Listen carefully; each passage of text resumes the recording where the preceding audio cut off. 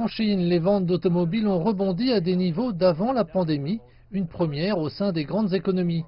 C'est pourquoi, malgré les freins imposés concernant le nombre de visiteurs et les défis logistiques, les constructeurs d'automobiles se rassemblent ici pour présenter leurs nouveaux produits, technologies et concept cars.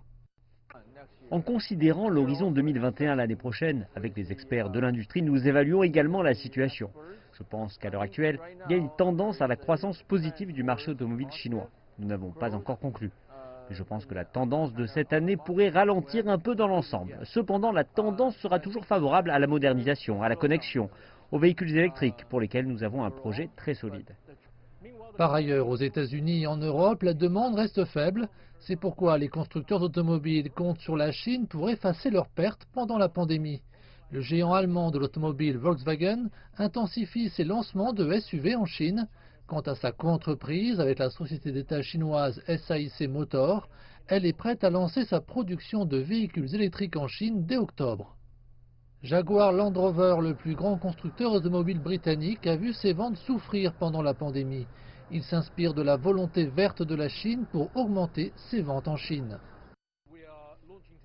Nous lançons aujourd'hui le véhicule électrique hybride rechargeable Discovery Sports. C'est une première pour la gamme ici. Il est basé sur une technologie fabriquée ici en Chine. C'est donc très enthousiasmant pour nous de le lancer ici. Et c'est un excellent produit car il possède toutes les références écologiques attendues. Les ventes en Chine, en particulier dans le secteur haut de gamme, ont été très fortes cette année après le confinement. Nous sommes donc optimistes sur la tenue de ces ventes au moins jusqu'à la fin de 2020 et espérons-le jusqu'en 2021. La première étape est une pure subvention en espèces aux fabricants d'équipements d'origine, aux consommateurs finaux. La direction va d'une simple subvention en espèces à l'industrie vers un équilibre, je dirais plus interne entre les différents acteurs, alors qu'une direction claire est donnée selon laquelle nous avons besoin de davantage de véhicules à énergie nouvelle sur le marché.